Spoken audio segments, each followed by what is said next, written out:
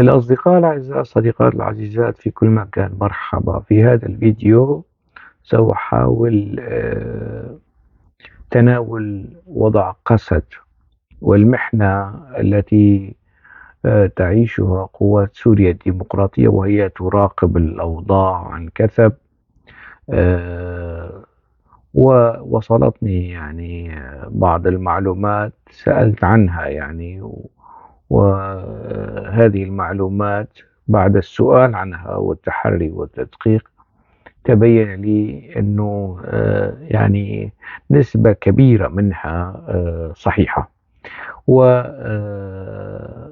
أمل أنه هذه المعلومات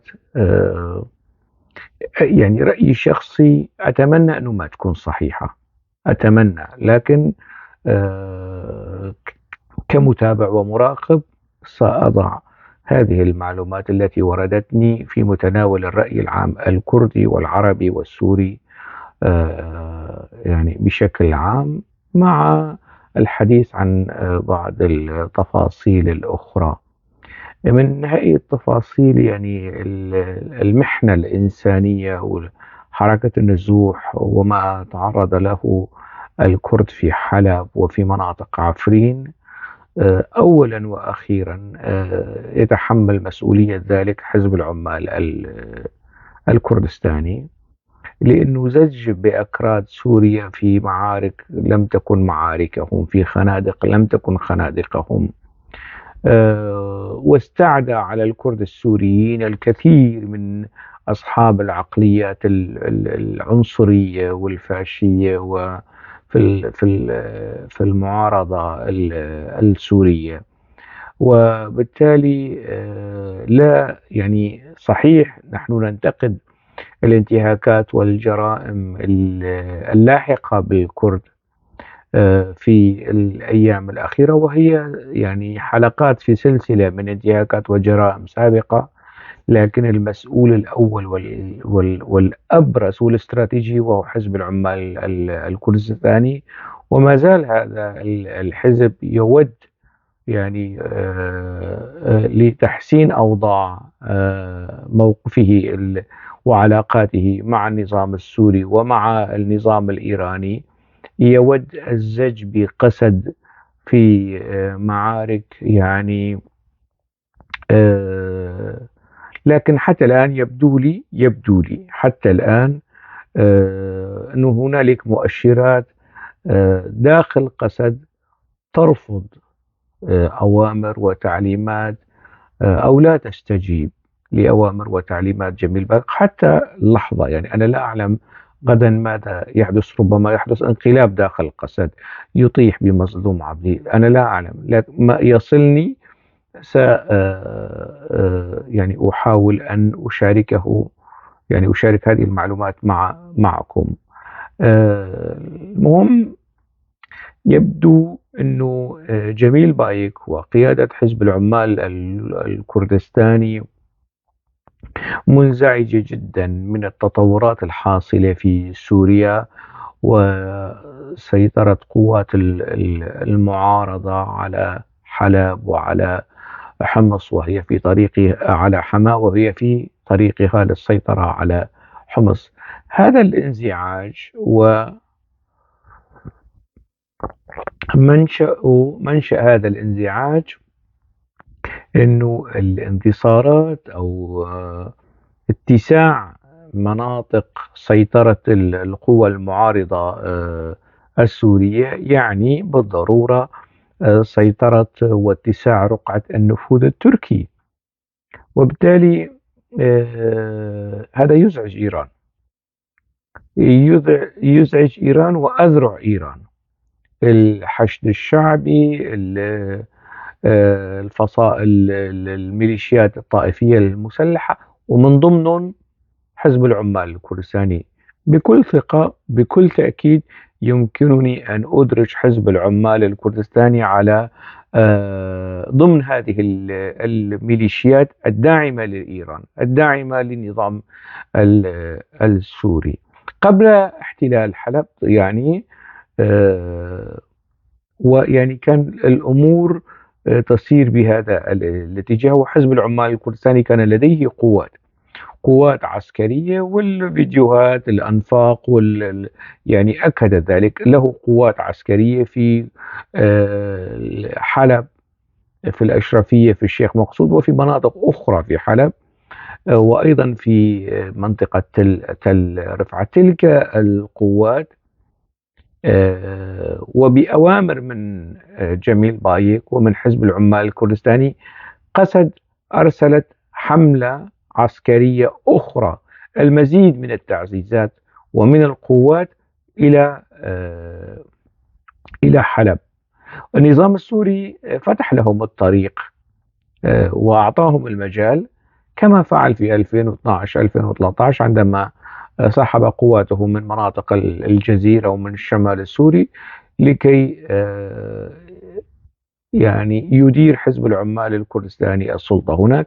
نفس السيناريو فعله النظام السوري في حلب، وبالتالي أرسل حزب العمال الكردستاني عبر قسد وبقيادة باهوز أردال القيادي الميداني لحزب العمال الكردستاني، فهمان حسين وهو كردي سوري وهو محسوب على تيار جميل بايك، أرسل يعني قوات تعزيزات عسكرية إلى مناطق حلب للوقوف في مواجهة جبهة النصرة والأتراك، يعني الفصائل المسلحة التابعة للأتراك، لكي يصبح الكرد مرة أخرى في يعني دفاعا عن النظام السوري يدخلون في معركة ليست معركتهم.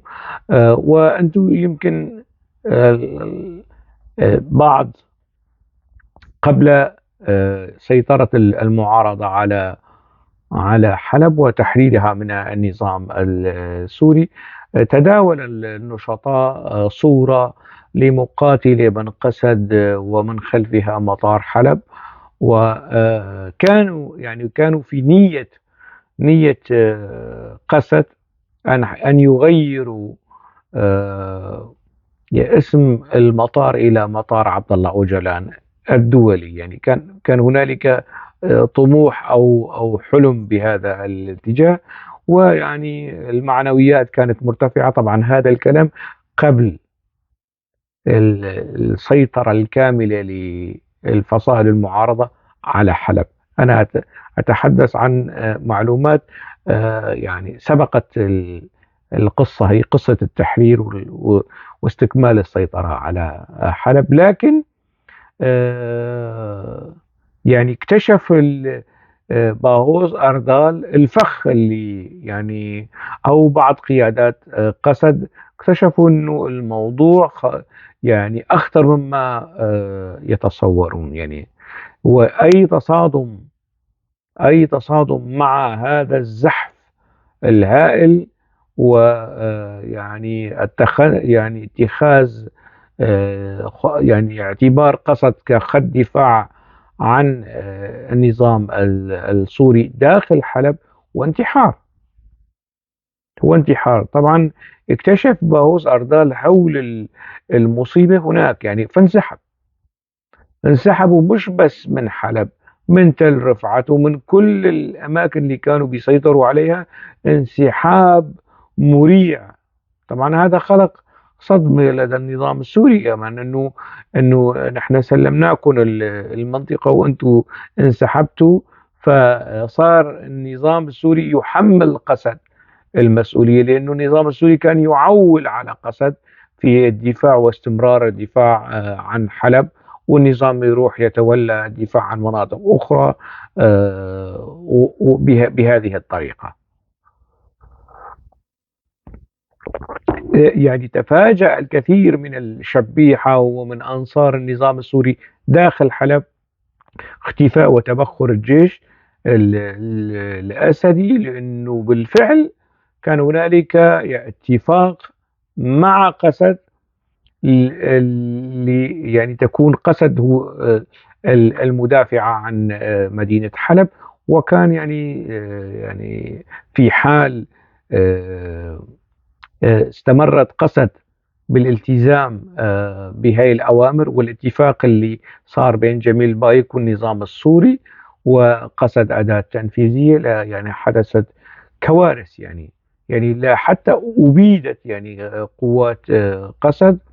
ومش بس هيك، وكان رح ينعكس الموضوع سلبا على الأهالي، يعني عشرات الألوف مئات الألوف الأكراد نازحين من عفرين، والأكراد اللي كانوا أصلا موجودين في حلب كانوا يعني سيدخلون في دوامة دم يعني فظيعة ورهيبة. المهم هذه القوات انسحبت وهربت، مش انسحبت، هربت يعني من تلك المناطق، من حلب والمناطق الأخرى التي يعني كانت مسيطرة عليها على امتداد سنوات، مثلا منطقة تل رفعت.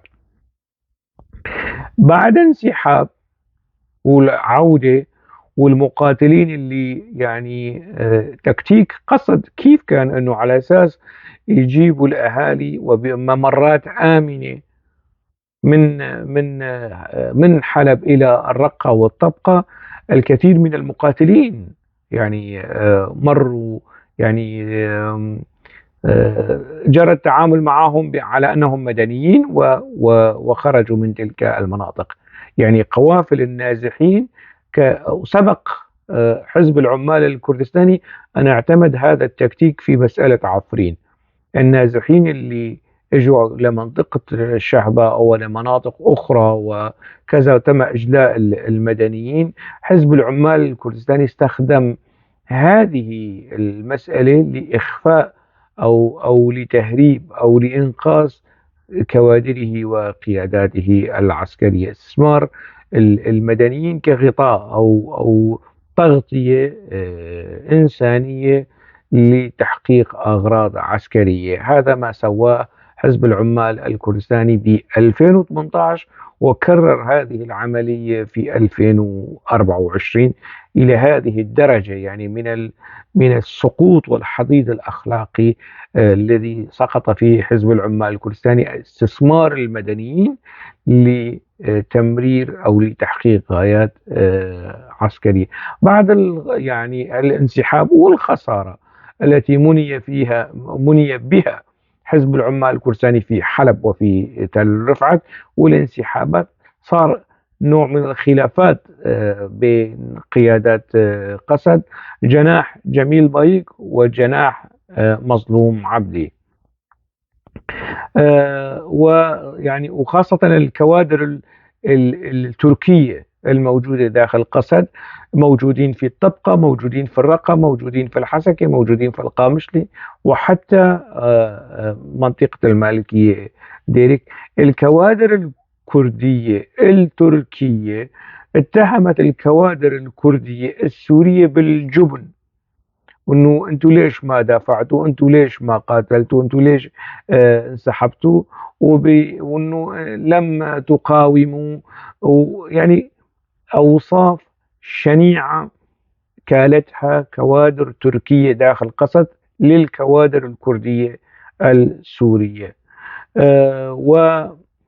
ويعني حتى الناس، يعني قسم كبير من الناس من الأكراد سواء في مناطق حلب أو في مناطق الجزيرة،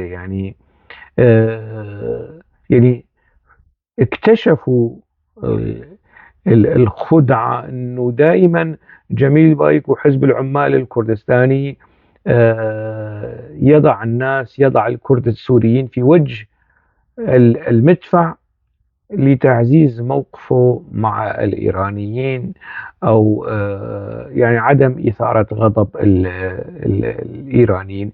الناس كمان اكتشفت هذا الأمر بعد انسحاب النظام من حلب. الآراء يعني كانت في هذا الخصوص كمان كان في نوع من النقاش، ان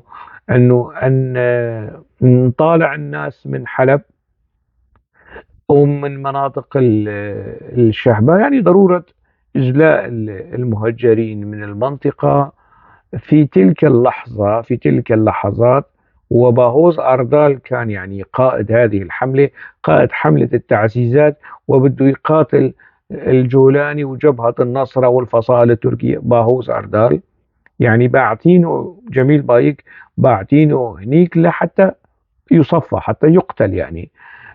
باهوز أردال حتى تلك اللحظات كان يرفض ويعني على أساس أنه سيقاومون وسيدافعون، وهي حاضنة شعبية ولازم تكون موجودة دعما للمقاومة، دعما لقسد، لكن ويعني يسطروا مقاومة أسطورية في تل رفعت وفي المناطق. هي كانت قناعة باهوس أردال في اللحظات الأولى أو في الساعات الأولى. كان المزاج بالنسبة له في هذا الاتجاه، لكن اكتشف أنه يعني هو واهم. أهل عفرين اللي يعني كانوا بمناطق الشعبة، مخيمات الشعبة، اللي اجوا كمان يعني المؤيدين لحزب العمال الكردستاني، كمان يعني صاروا صدمة. كي يعني انه النزوح من عفرين الى الشعبة، ومن شعبة الى طبقة والرقة، يعني الى متى عملية النزوح هذه وحالة النزوح هذه من منطقة إلى منطقة، ويعني حزب العمال الكردستاني يقود هؤلاء البشر، هؤلاء المدنيين، يعني كالقطعان إلى الأماكن التي يريدها الحزب لهم. فحالة من الانزعاج الشديد يعني منتشرة بينهم، خاصة بعد وصولهم لمناطق الطبقة والرقة ويعني ما صاروا يعني موضوع الاستهلاك الإعلامي والاستهلاك الإنساني والتسول يعني موجود. يعني بإمكان الكثير من المتابعين أن يرصدوا ذلك من خلال مشاهدة إعلام حزب العمال الكردستاني. استثمار موضوع النازحين للحدود القصوى، نازحين مناطق حلب وعفرين، يعني كرد سوريا اللي من تلك المناطق أصيبوا بالصدمة أنه أغلب المساعدات لهم أتت من العرب ومن الأكراد اللي خارج الدائرة. وفي هذا الخصوص يعني إعلام قسد الموالي لجميل بايك شن حملة مسعورة على مؤسسة البارزاني الخيرية اللي بتقدم خدمات إنسانية للنازحين، في غياب مؤسسات خيرية أو خدمية أو اجتماعية تابعة للإدارة الذاتية وتابعة لحزب العمال الكردستاني. وهذا أيضا عرى هذا الحزب. حزب العمال الكردستاني من 2013 وهو مسيطر على المنطقة. مليارات الدولارات ذهبت إلى خزينة حزب العمال الكردستاني، والآن الحزب وقسد يتسول يعني الدعم الإنساني فيما يتعلق بموضوع النازحين، وأطلق حملات في أوروبا في كل مكان في استثمار وضع النازحين أهالي عفرين إنسانيا للحصول على المزيد من الأموال. هذا هو حزب العمال الكردستاني الذي للأسف الشديد البعض من أهل عفرين ومن كرد سوريا ما زالوا مخدوعين بخرافات وأكاذيب هذا الحزب. كما ذكرت يعني أموال مهولة أخذها حزب العمال الكردستاني من تجارة الحدود، من البترول، من الغاز اللي في مناطق الجزيرة وفي مناطق دير الزور. لكن الآن يتسول الحزب معونات إنسانية من أوروبا ومن أمريكا ومن حتى من الجاليات الكردية في الشتات والأكراد. يعني طبيعي أنه الجانب العاطفي يعني يتجاوز الخلافات السياسية والأيديولوجية، ويحاول قدر المستطاع، يعني أبناء الشعب الكردي يحاولون تقديم يد العون والمساعدة المالية أو المعنوية أو اللوجستية للنازحين. جميل بايك رئيس حزب العمال الكردستاني حاليا، آه، يعني كان من المفترض يعني باقتراحات من الأمريكيين أن قوات قسد تطرد الميليشيات الإيرانية من مناطق دير الزور، وبدعم يعني من الأمريكيين. وبدأت هذه القوات بالتحرك، لكن جميل بايك فورا تدخل ووجه يعني تعليمات صارمة بهذا الخصوص وأوامر، ووجه انتقادات قاسية إلى قسد، وقال لهم يعني بالحرف يعني كما وصلني: أنتم تغدرون بحركتنا وتدفعون إيران للانزعاج منا. يعني هذه كانت تعليمات جميل بايك لقسد، لأنه قسد تحركت نحو مناطق تسيطر عليها الميليشيات الإيرانية في دير الزور، وبتعليمات من جميل بايك توقفت تلك العمليات. وقال لهم أيضا يعني كما وردني: آه، ينبغي عليكم، هذا كلام جميل بايك وتعليمات جميل بايك لقسد، ينبغي عليكم، يجب أن تدعموا الإيرانيين وقوات النظام في المنطقة، والتحضير لحملة ضد النصرة لاستعادة الأماكن التي سيطروا عليها. هذه تعليمات جميل بايك لقسد. أنا حسب تقديري أو ما وصلني أنه هنالك يعني قسد ليست على قلب رجل واحد، وقسد مش كل قنديليين. يعني هي لازم يفهمها عناصر المعارضة، يعني والفصائل المسلحة في حلب وكذا ما يتعاملوا. يعني الكرد مش كل أجلانيين، وقسد كمان مش كلهم يعني قنديليين. هذا الكلام واضح، وأتمنى أن يصل إلى يعني النخب العربية، وحتى الفاعلين والمؤثرين في الفصائل المسلحة ما يتعاملوا مع الأكراد بعنصرية أو بفاشية أو بكذا.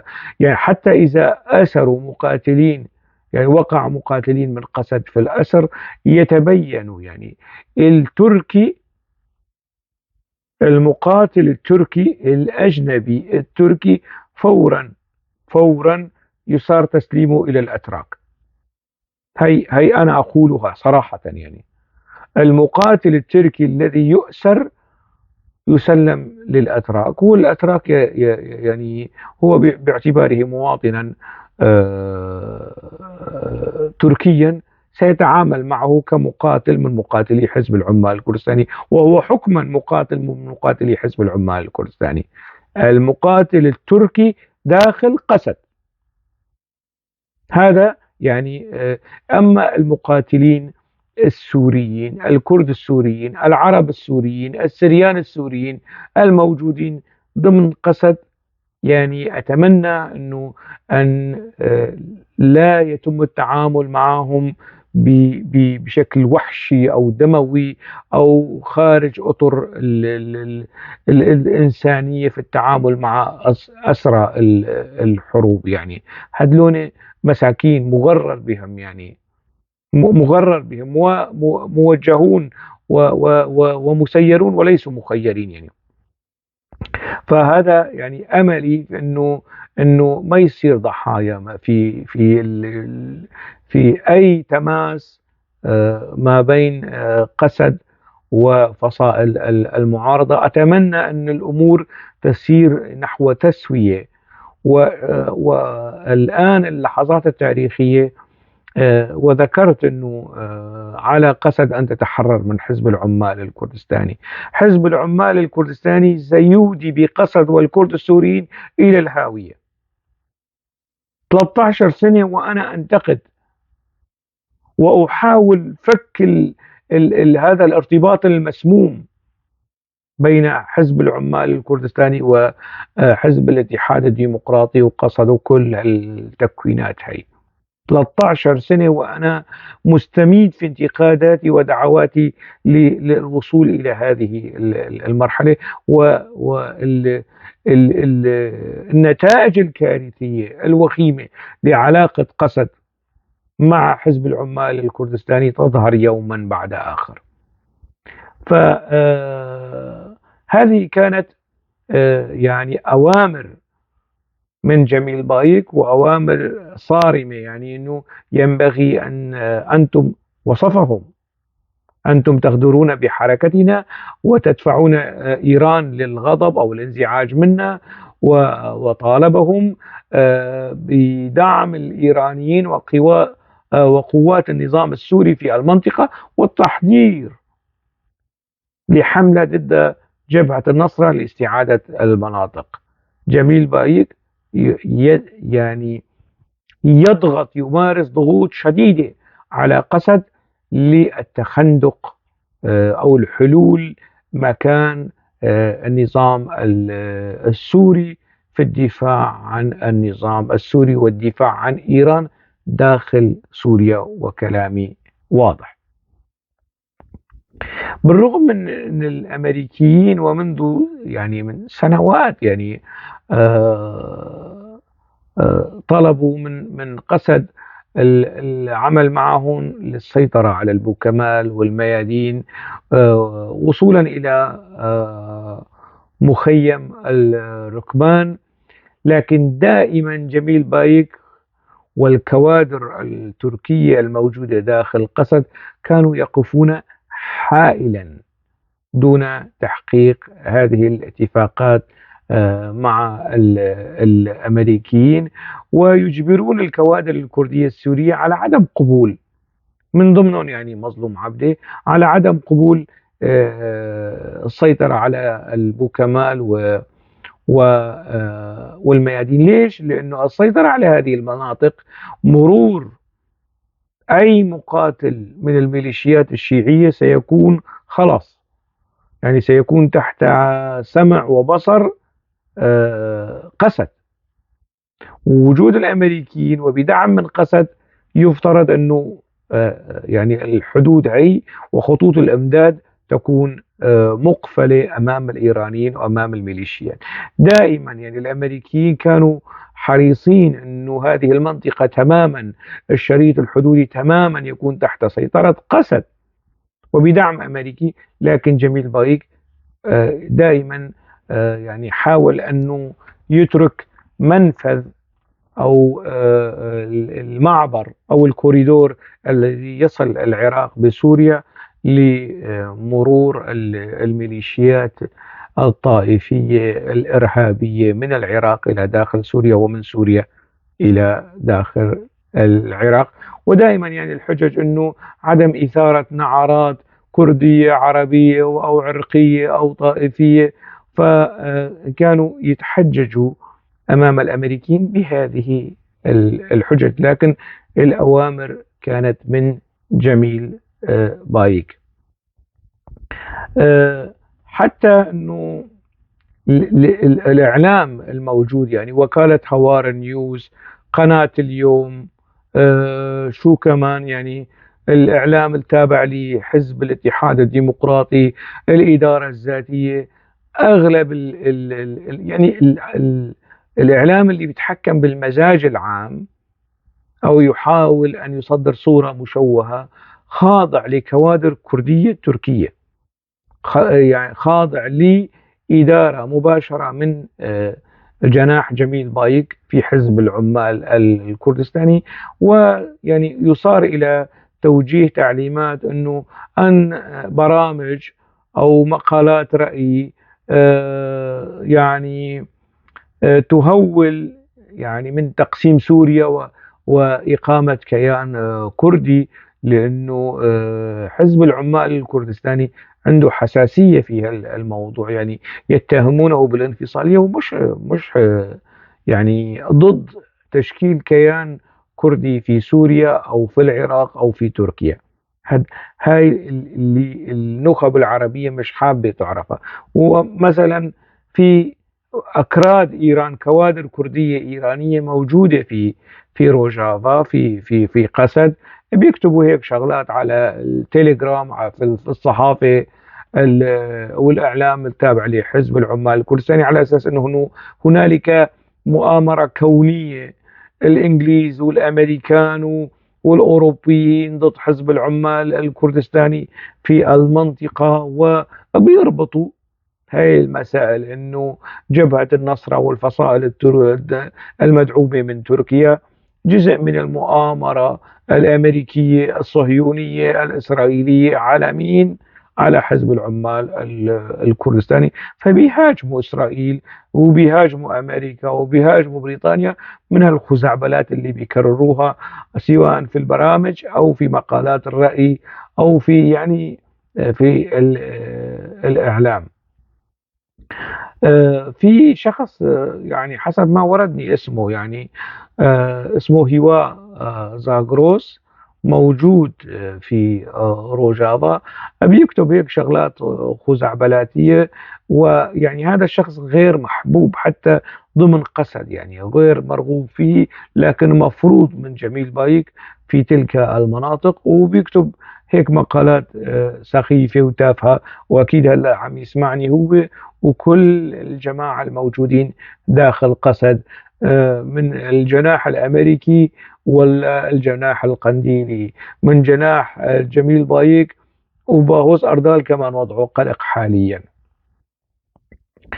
آه، جميل بايك خايف ومتوتر من الأوضاع في سوريا، خايف أنه إذا النظام في سوريا تسقط، هذا بكل تأكيد يعني سينعكس على إيران وأذرع إيران في المنطقة، ومن ضمنهم يعني حزب العمال الكردستاني. وجميل بايك للذي لا يعلم، يعني في 2013 استلم القيادة في حزب العمال الكردستاني، والآن نحن يعني في 2024. عمليا وفق الدستور، وفق قانون، وفق النظام الداخلي لحزب العمال الكردستاني، يعني إذا ما صار مؤتمر وانتخابات، فعلى الزعيم المدة ولاية جميل بايك 4 سنوات.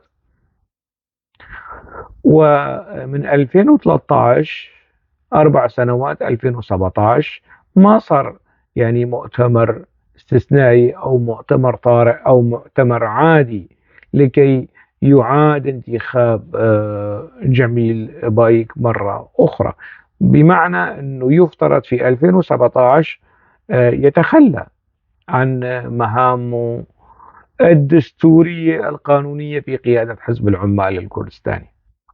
يعني حتى ولو أضفنا 4 سنوات ثانية، لنفترض أنه يعني انعقد المؤتمر في 2017، 4 سنوات ثانية، جميل بايك يفترض أن يترك مهام القيادة لمراد قرائلان أو لمصطفى قرصو أو لأي كادر قيادي آخر في 2021. لكن حتى الآن جميل بايك مستميت، ويعني في الاستمرار في قيادة حزب العمال الكردستاني، لأنه بيعرف إذا فقد منصبه ال ال ال الإدارة المباشرة والقيادة المباشرة ربما يعني تحدث حالة انقلابية عليه، فهو خايف وقلق ومتوتر جدا من الأحداث التي تجري مؤخرا.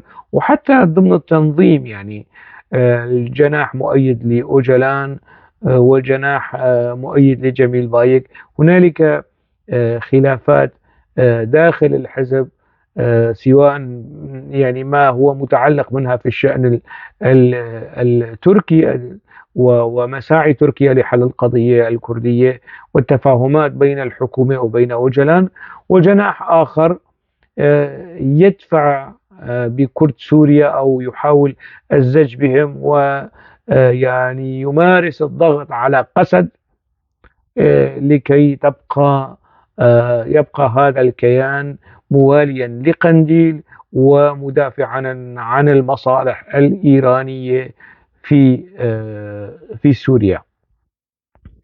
يعني بمعنى أنه جميل بايك خايف على علاقاته مع الإيرانيين، يعني مش بس علاقات تنظيمية، حتى علاقات على المستوى الشخصي، يعني وهي علاقات قديمة تربط جميل بايك والاستخبارات الإيرانية.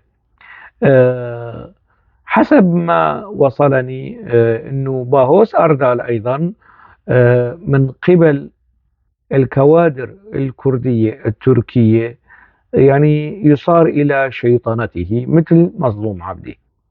يعني مظلوم عبدي حملات التخوين الداخلية على أنه رجل الأمريكان وباع نفسه للأمريكان، هذا يعني مفروغ منه. الآن كان يفترض أنه هنالك خلافات ما بين باهوز أردال القيادي الكردي السوري ومظلوم عبدي القيادي الكردي السوري، وهو الاثنين من نفس الجيل يعني. ف تيار باهوز أردال موالي لقنديل، وتيار مظلوم عبدي يعني يحاول أن يكون أكثر سورية، يعني يمثل مصالح كرد سوريا داخل قسد، وله تفاهمات مع الأمريكيين. الخلاف كان بين الاثنين. الآن جميل بايك غير راضي عن باهوز أردال أيضا. يعني باهوز أردال شيئا فشيئا يعني صار تشن عليه حملات تشويه وتخوين داخل الكوادر التركية في قسد، داخل الأوساط القيادية التركية ضمن مناطق سيطرة قسد والإدارة الذاتية. الفكرة يعني أعتقد أنه وصلت. يعني باهوز أردال كان وفي جدا لجميل بايك لحزب العمال الكردستاني. الآن الحزب ينظر إليه بعين الشك والريبة، وحتى أنه هو كمان مثل مظلوم عبدي صار زلمة الأمريكان، وأصبح يعني رجلا من رجال الأمريكيين داخل قسد. هذا يعني ما وصلني من معلومات. وباهوز أردال ومظلوم عبدي بكل تأكيد سيشاهدون هذا الفيديو الآن. يعني جميل بايك ومن الموالين له المستنفعين من سلطته، سواء يعني أكراد تركيا أو أكراد سوريا داخل قسد، أكيد له أزلامه وله أقلامه وله أصواته وله أبواقه. حتى هون في أوروبا، يعني على السوشيال ميديا بيطلع لك واحد يعني بيبعبع على الناس وبيزايد عليهم، وهو يعني إن حفرت شوي سيتبين علاقته مع عنصر من عناصر جناح جميل بايك في داخل حزب العمال الكردستاني. هم يعني يتحدثون عن مؤامرة إسرائيلية إنجليزية أمريكية ضد حزبهم، يعني من هالسخافات وكأنه يعني لا هم لأمريكا ولإسرائيل وللإنجليز والفرنسيين غير حزب العمال الكردستاني. قلق كوني يشكل على المصالح الغربية والأمريكية هذا الحزب، وهذا كلام مش صحيح. يعني ف يعني هذا ما أمكنني قوله، ويعني حصيلة وخلاصة ما وصلني بالنتيجة. قسد قوات سوريا الديمقراطية مسد هي كرتون يعني. واللي بعض المعارضين العرب اللي يعني حاولوا يساووا شوية تفاهمات مع مسد في مؤتمر اللي صار ببروكسل، يعني موفق نيربية وعلي رحمون والآخرين هذلون كمان سيشاهدون هذا ال الفيديو. مسد حطوه على جنب، مش فاعل. يعني القوات العسكرية هي على الأرض هي الفاعلة، والقوات حاليا قسد تتعرض لضغوط شديدة من جميل بايك، من حزب العمال الكردستاني، لكي تتخندق قسد داخل الخندق الإيراني الأسدي. أنا شخصيا أتمنى وآمل وأرجو لقسد أنه أن لا تنزلق. إذا لم تستطع قسد فك الارتباط مع حزب العمال الكردستاني، أقله في هذه اللحظات الحرجة والحساسة وهذا الجيشان العواطف، الناس فرحانة بتحرير حلب، بتحرير حما، وستفرح بتحرير حمص. وأنا أيضا أفرح مع الناس، لأنه يعني هذا من حقهم بصرف النظر عن الاختلافات. جبهة النصرة يعني واقعية وصميمية في التغيير والتبدل. لا، في تقديري كل هاي المسألة مرحلة انتقالية. الأتراك ماسكين الأرسان، أرسان هاي الفصائل كلها، وكل هذه المجريات هو ضمن مشروع تركي مستقبلي سبق وأن تحدثت عنه. الآن قسد، أكرر، يعني إذا ما كنتوا قادرين على فك الارتباط مع حزب العمال الكردستاني، وأنه باهوس أردال إذا قال لا لجميل بايك سيصار إلى تصفيته، ومظلوم عبدي إذا قال لا لجميل بايك سيصار إلى تصفية مظلوم عبدي، آمل وأرجو إنقاذ المتبقي، القليل من العقل، القليل من الأخلاق، القليل من الشجاعة. رجاء عدم التخندق وعدم الانصياع لهذه الضغوط. تحمل هذه الضغوط للحدود القصوى هو واجب وطني وواجب إنساني وواجب أخلاقي، يعني وواجب كردي.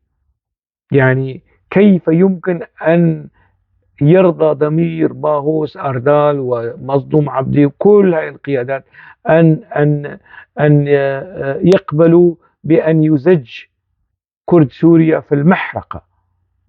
يعني الإيرانيين والروس على وشك التخلي عن النظام السوري، فتوخي أقصى درجات الحذر.